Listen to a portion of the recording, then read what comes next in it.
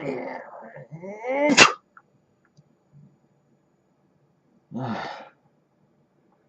was so close. Just so close. I know it was right there. It was just like, an inch away. It was just a millisecond away. It was right there.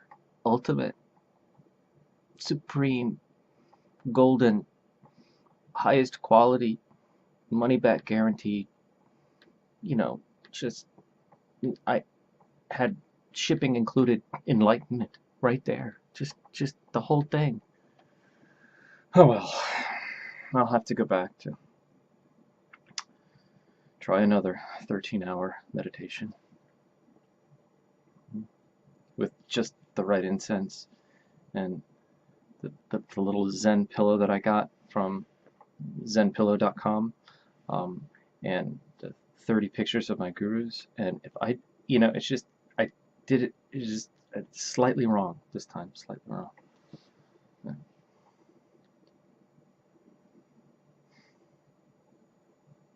Isn't that modern spirituality? Isn't that our neurotic seeking right there in a nutshell?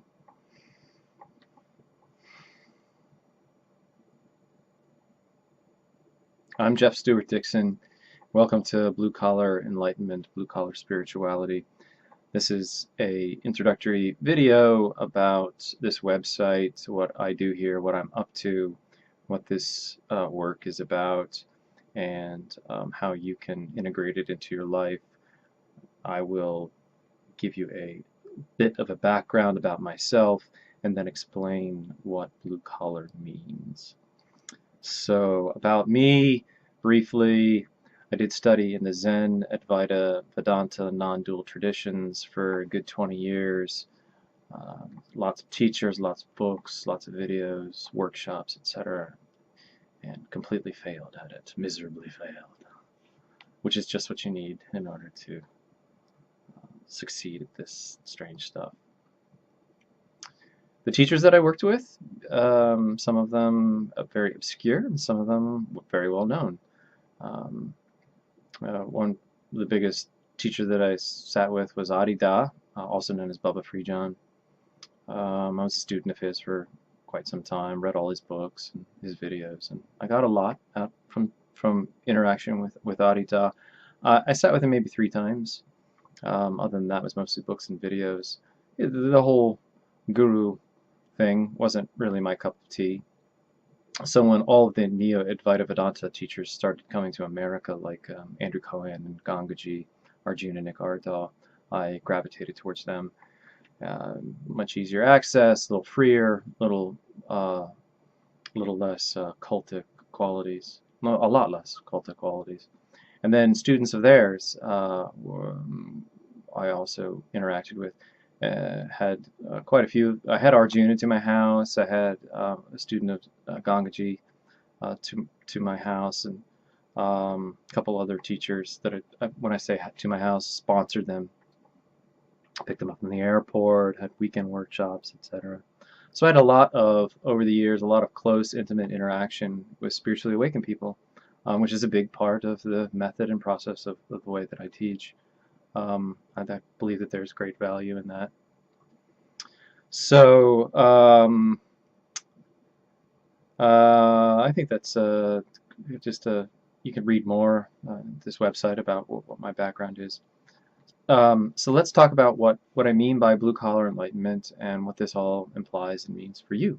Blue collar enlightenment, at the top of the definition of what I mean by it, is for you. You're probably, like me, fairly blue collar. You're not a saint, you're not a mystic, you're not a reincarnated lama, you're not a genius, you're not a PhD, you're not famous, you're not in the 1%, etc. You're blue collar, typical average Joe or Jane. I'm married, I live in the suburbs, I have a 7-year-old son, I still have a job that it's a little company that I have called Audio Video Services. I sell and install AV equipment, and I don't go on tour. I'm not a famous author, any of that stuff. So I'm still very much blue collar, and that's what I the way I present this teaching. We all can't be those big things. And as a matter of fact, I think the vast majority of us are not those big things. So how do you integrate spiritual awakening in regular life? And so this is what this website is attempting to do, and how I teach. Um, so I also want to talk about the odds, because when you're talking about blue collar spirituality, blue collar also implies what your odds are here. Because generally speaking, the odds are stacked against you, and there are fairly typical obstacles that are in your way. So I like to qualify all of those as being blue-collar odds. There are certain things that I think, having gone through this experience myself and seen lots of other individuals go through it and wake up, there are some ways that you can approach this and have the odds stacked, at least in your favor. I still think it's difficult. I still think it takes a little bit of time and some work and some energy. But blue collar also refers to that, is this realistic understanding and acceptance of what the odds are, and coming to terms with those and meeting them face to face. So the process of blue-collar enlightenment, blue-collar spirituality, is also not rocket science. There are no 13-hour meditations here. There are no extravagant yoga positions and work that we are doing. There's no reading of esoteric texts, or weeks and weeks of really weeks and weeks of anything other than your attention, other than your courageous attention. This is what I found to be the key ingredient, is courage and awareness, attention. So the process is also blue collar. There's no brain surgery, no rocket science, no deep esoteric Indian principles applied here. And the quality. So the quality of blue collar enlightenment, this is a tough one to approach. I'm going to start by saying, because we all want to hear this, and this is kind of how enlightenment or awakening gets sold, there is absolutely a blue collar enlightenment comes with bells and whistles, for sure, absolutely. The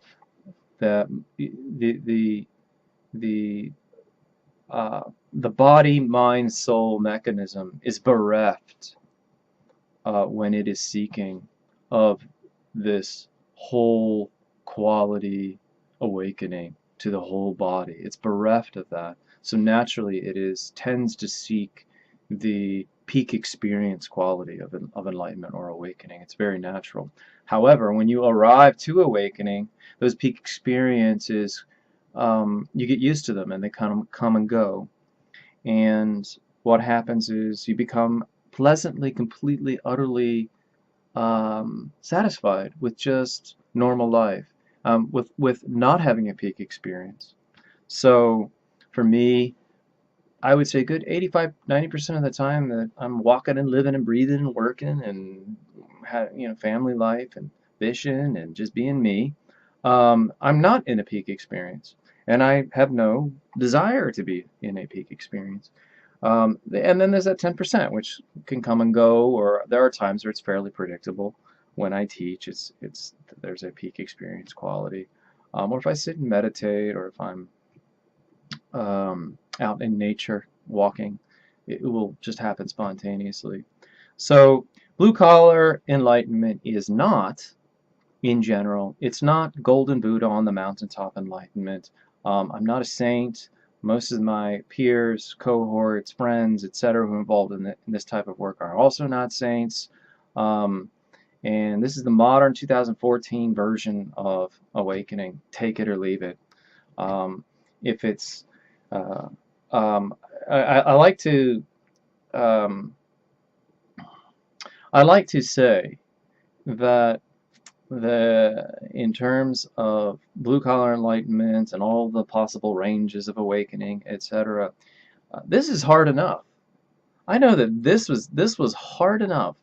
It took me a good long time, and I went through lots of dark night of the soul, and met lots of blocks and my own fears, etc. So this is hard enough.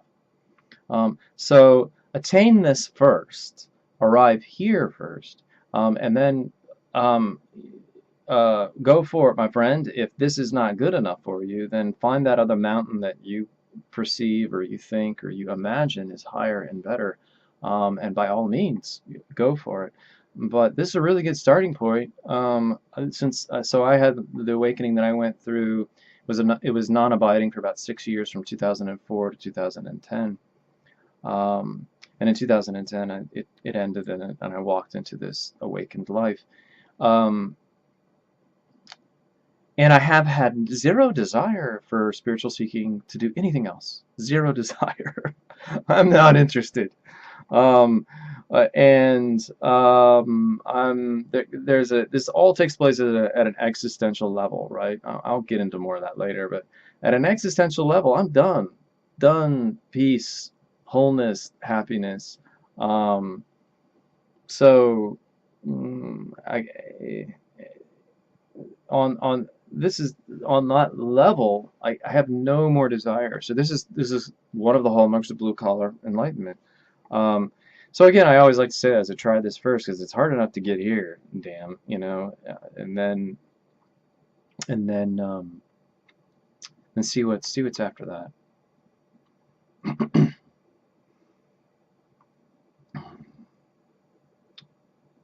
What else can I say?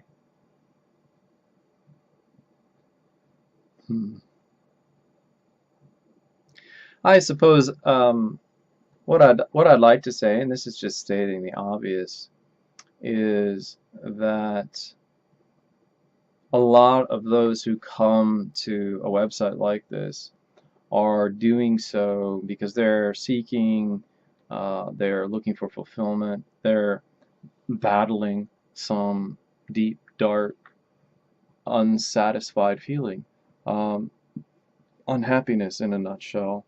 And I was like that for half of my adult life. So I really understand where you're coming from when you're searching around on YouTube and looking for teachers, um, trying to find that one thing that's going to work for you. And I don't know what that one thing is going to be. There's lots of us teachers out there, and maybe some of this will work for you and some of it won't. I studied with many different teachers, and I'm glad for that great mix. Um, but I just wanted to say that I honor that feeling. It's no fun. It's no fun having that sense of depression or separation or unhappiness or unfulfillment. It fucking sucks. Yeah, it sucks. So, I'm very real about that. I'm not here to say, oh, you are already enlightened and there is nothing for you to do and get on with it then, no. It's not the way that I teach. There's an absolute acknowledgement of that. Um, and how can we arrive to a point where you are not only consciously aware um, in a mindful way, but embody that. In other words, it drops down into here, so that this emotional tension, this physical tension, the mental tension, um, drastically reduces, so that there's actually a tacit feeling state of what awakening is. And if that's not there, then I say the hell with it. If it's not there, then it's just still up here and it's still dry. Um, if this is your thing, if you don't mind a guy who wears a baseball cap, is potty mouthed, isn't a professional, famous satsang teacher, welcome to Blue Collar Enlightenment. Enjoy this website. I hope to get more here and have online courses and whatnot, but I'll be slow at it because I've got to pay the bills just like you do too, and work at this. So enjoy, and once again, welcome. Peace. Bye.